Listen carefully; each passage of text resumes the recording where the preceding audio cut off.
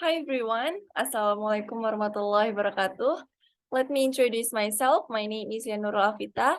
My student number is 211304201, and I'm going to present my summary based on the video that I have watched from YouTube.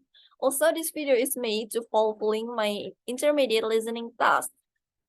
First, I'm gonna present my summary about Subeksha Khatka speech entitled "Don't Hesitate." Now let's get started into it. This time is the most interdependent age in human history. That's what Subeksha said in her speech. Interdependent with each other, within your community, your state, your nation, and the world. All interdependence means that is here we are, stuck together. We can get away from each other. Divorce, walls, borders, we are still stuck with our interdependence, whether we like it or not, for the rest of our life. What happened to us will be in some measure be determined by what happens to other people, by how you react to it, how they treat you, how you treat them, and what larger forces are at work in the world. And the root of it all is a simple, profound question, which is, will you define yourselves and your relationship to other in positive or negative terms? Because if we are bound to share the future, it seems to me that it is clear that all of us have a responsibility, each in our own way, to build up the positive and to reduce the negative forces of our interdependence. This applies to people on the left, the right, somewhere in the middle, or somewhere out there. There are so many people who feel that they are losing out in the modern world because people either don't see them more, they see them only as members of groups that they feel threatened by. When we try to drift apart in an interdependent age, all we do is build up the negative and reduce the positive forces of interdependence. What does set the world on fire mean, anyway? It means that you can set the world on fire by the power of your imagination, by the gift of your passion, by the devotion of your heart and your skills to make your life richer and to lift others. Or it means you can set the world on fire. You have to decide, but because the world is interdependent, you can take a pass. A fancy, elevated way of saying you saw a need is you stepped in to solve it. And you did it, not only because it was the morally right thing for other people, but because it made your life more meaningful. Instead of figuring out who to punish, figure out how to repair the harm. And instead of focusing on getting even for the past, you have to focus on how we can share the future. It is at the heart of your efforts here to improve the juvenile justice system. You, without knowing it, have often embodied the future of positive interdependence that we hope to build. You can't have shared prosperity and an inclusive community unless we believe on our common humanity is even more important than our incredibly interesting differences. Set the world on fire with your imagination, not with your matches. Set the world on fire by proving that what we have in common is a million times more important than our admittedly, utterly fascinating differences. If every day we all get a little better in seeing everyone we encounter physically or virtually, and if we remember that a very short life, the things that we share are even more than the things about us that are special. Do well, do good, have a good time doing it, and It is the journey that matters. We have to set the world on fire in the right way. Okay, that's all what Subeksha Khat had said in her speech about Don't Hesitate. And let's next to our second speech.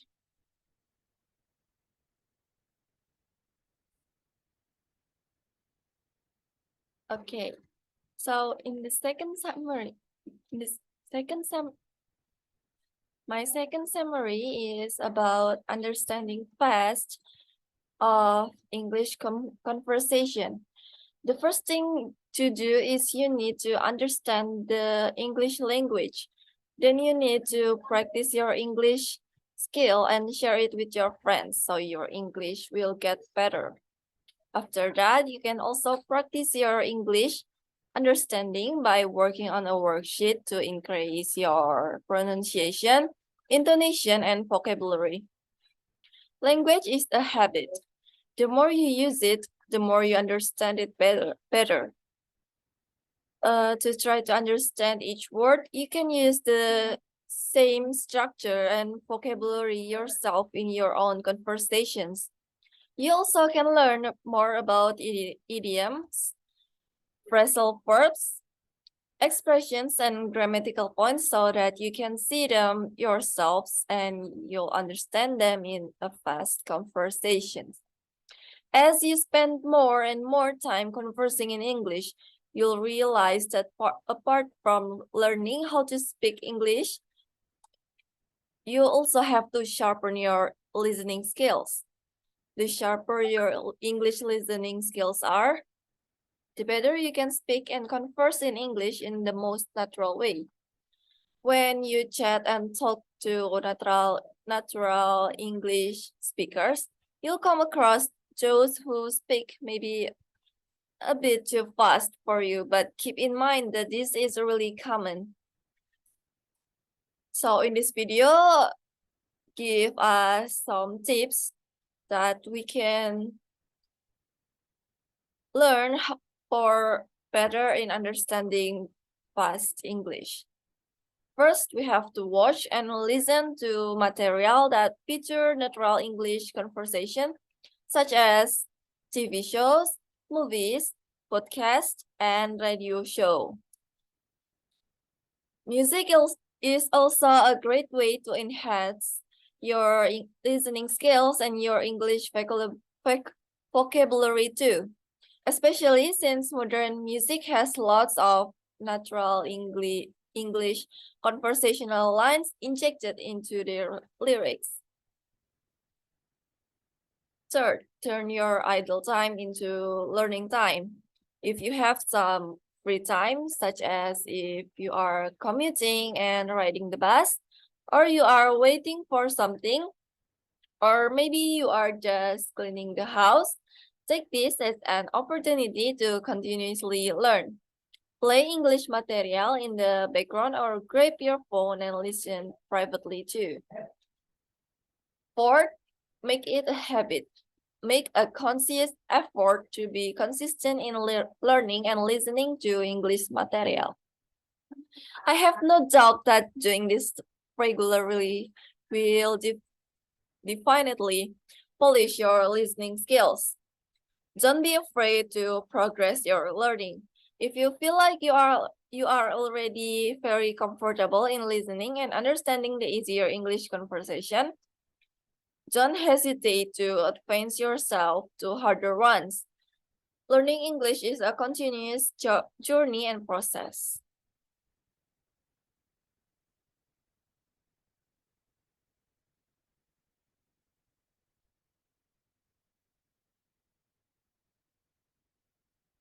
Okay, next, my third summary is from Nurul Hadaki's speech about how long it takes to change your life.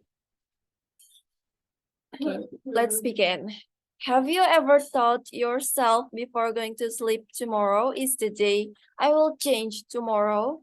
is the day that I will get up early in the morning and have a healthy breakfast to go for a morning jog, breathe fresh air, and wondering that tomorrow is the best day that I want to change to who I really want to be the best version of myself. While change doesn't come easy when you have to incorporate certain habits in your life that will eventually lead to you becoming the best version of yourself, you will also have to eliminate certain habits that are hindering your path. Well, how long will it take you to form a new habit or get rid of an old one? Most people will tell you it takes exactly 21 days for a person to form a habit. Theory to understand where the number 21 came from and the reason for its spread in self-development, mental books, and courses. Dr. Maxwell Maltz, which was a plastic surgeon in the 1950s century when he began noticing a strange pattern among his patients. There are actually a few factors that you'd have to consider to be able to estimate the time that will take you to form a new habit or maybe get rid of an old toxic one. Number one is the complexity of your goal. For example, if I decide to start eating a fruit daily, which is considered a simple habit, I'd probably take less time than if I want to acquire a complex athletic skills, like a tennis. Start number two. Behavior consistency affects the speed of acquisition, like me repeating a certain behavior for 3 minutes a day is different than my friend repeating the same behavior for 13 minutes a day. So we want to clear things up. How long will it take us to form a new habit?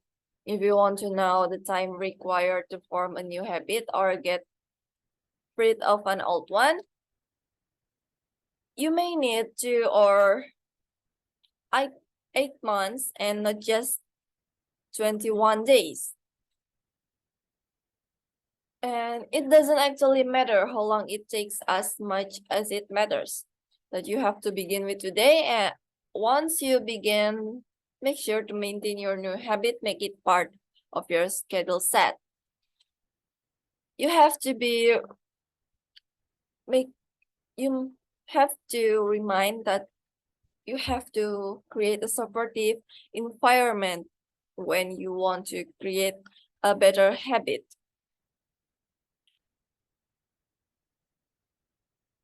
So I think that's all for my third summary. And let's next to my fourth summary. Okay, next my fourth summary is from Deepak Chopra's speech in YouTube about 7 steps to success. Deepak Chopra is an Indian American author and an alternative medicine proponent, a prominent figure in the New Age movement. His books and videos have made him one of the best known and wealthiest figures in alternative medicine. In this speech, he talks about 7 steps to success. According to him, seven steps are step 1, become the best listener in the world. Step 2, create a vision for yourself. Step 3, be authentic. Step 4, we have to recognize the most valuable things in life. Step 5, ask ourselves those important questions that makes our life much more fruitful. Step 6,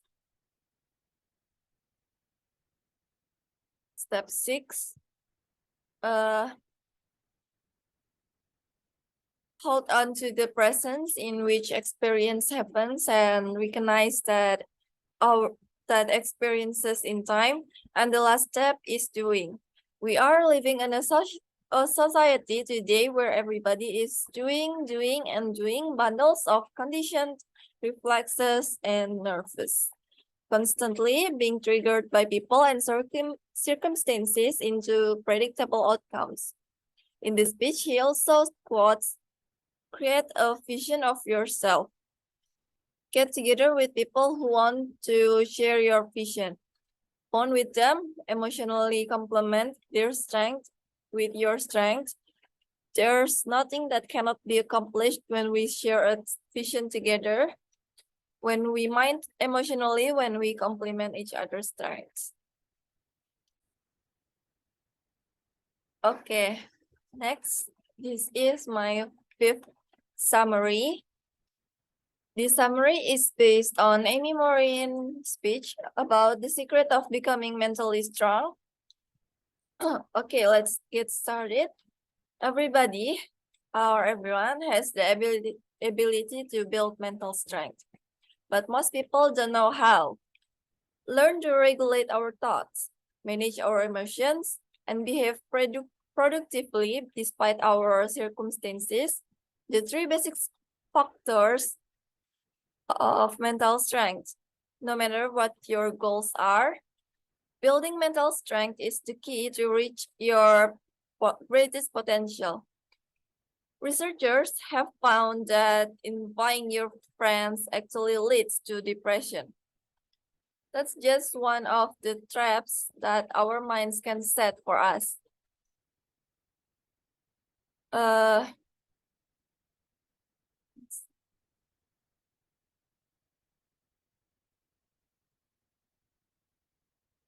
have you ever complained about your boss or looked at your friend's life and thought, why do they have all the luck? You can help thinking that way, right? That way of thinking seems small in the moment. In fact, it might even make you feel better in the moment, but that way of thinking is eating away at your mental strength. There is three kinds of destructive beliefs that make us less effective and will rob us of our mental strength. The first one is unhealthy beliefs about ourselves. The second one is unhealthy beliefs about others. The third one is unhealthy beliefs about the world. Okay, now let's get back. So, Amy Morin tells that mental strength is a lot like physical strength. If you wanted to be physically strong, you need to go to the gym and lift weights. And so do the mental strength. If you want to be mentally strong, you need good habits like practicing to gratitude. But you also have to give up bad habits like resenting somebody else's success. No matter how often that happens, it will hold you back. Unhealthy beliefs about others come about because we compare ourselves to other people. We think that they are either above us or below us, or we think that they can control how we feel, or that we can control how they behave, or we blame them for holding us back. But really, it is our own choices that do that. You have to accept that you are your own person and other people are separate from you. The only person you should compare yourself to is the person that you were yesterday, not anybody else. And unhealthy beliefs about the world come about because deep down we want the world to be fair. We want to think that if we put in good deeds, enough good things will happen to us. Or if we thought it out through enough bad times, we'll get some sort of reward. But ultimately, you have to accept that life isn't fair, and that can be liberating. Yeah, it means that you won't necessarily be rewarded for your goodness.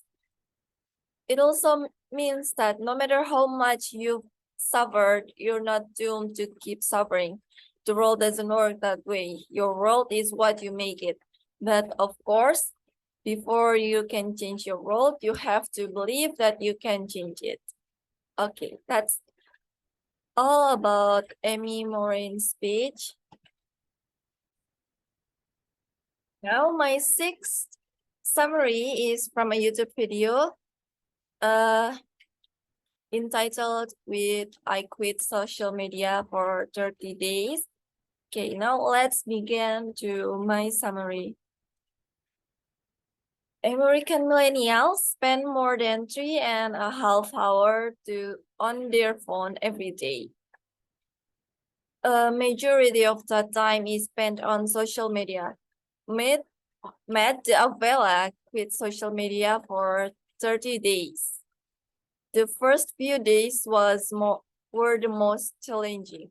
He knew without taking extreme measures, he would slip back into his old routines and check his phone frequently throughout the day. So he deleted all social media apps from his phone. Matt logged out all of his account on his computer and cleared his history to build up some friction. But that wasn't enough. Like many people, he had hardwired into his brain this compulsive checking. But it wasn't the content that he was addicted to. It wasn't the likes, comments, and direct message. It was the anticipation of what could be.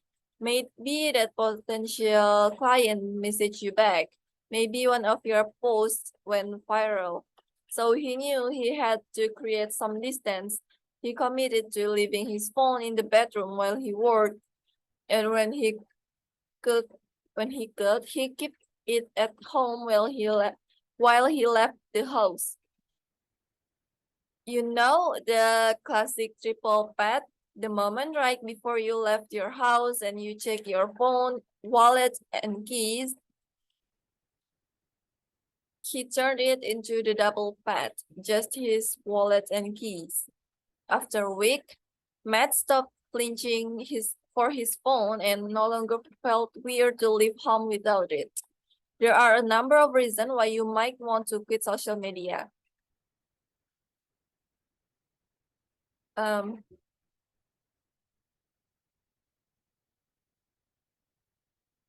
The side effects are a little bit different for each of us, but he has got three main points that he thinks many of us fall into. Some people find that apps like Instagram put them into a comparison mode by constantly seeing what other people have. You instinctively want it as well.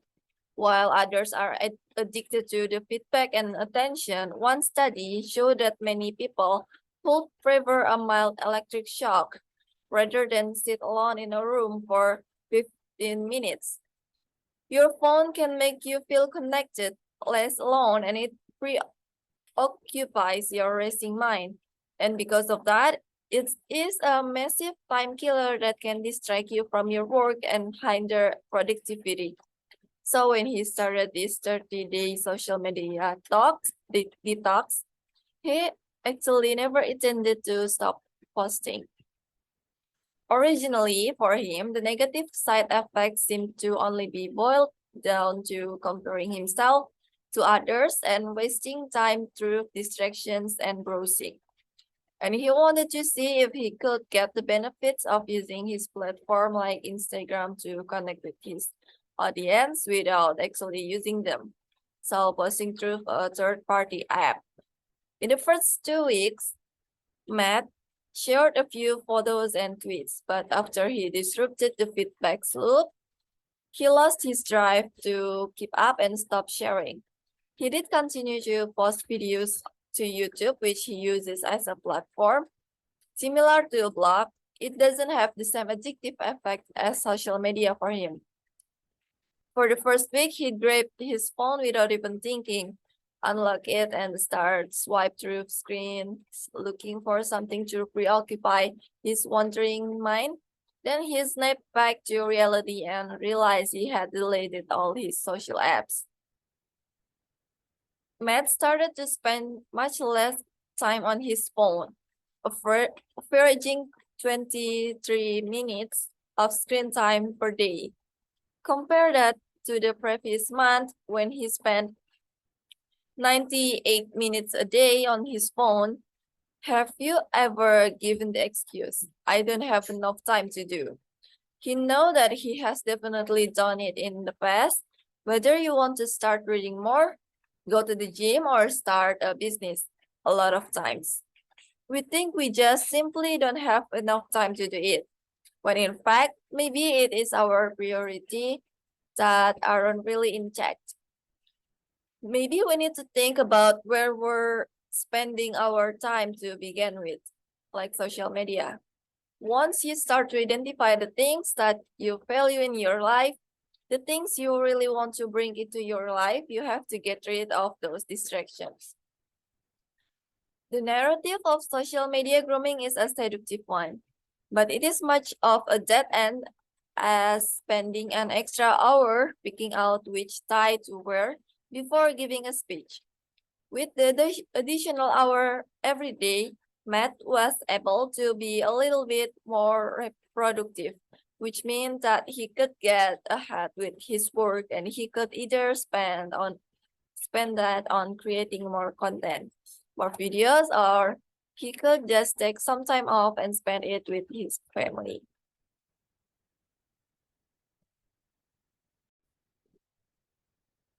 Okay, now my last summary is from Mitila Palkar speech about it is okay not to have a plan. Life happens to you when you are busy planning other things. Things doesn't always work according to plan. It is okay to not have one. Mitila Palkar, or the speaker, says that her family used to encourage her to sing and dance in front of guests at family gatherings. And she was shy at first and awkward, but she gave into the request. She realized that she was enjoying being the entertainer, but that is the same family that conditioned her to believe that the mantra to live a successful ideal life is you how you grow up, you graduate, and you find a decent job. Her family was not very thrilled about her acting aspiration, and she was comfortable with having a plan. The plan was you grow up, you graduate, and you find a decent job. But she realized that she wanted to be an actor, and she decided to confess her family. But it took some courage and a lot of cajoling from her family to finally give in. Hesitantly so, but finally they have gave in. Okay, I think that's all from my summary, and thank you guys.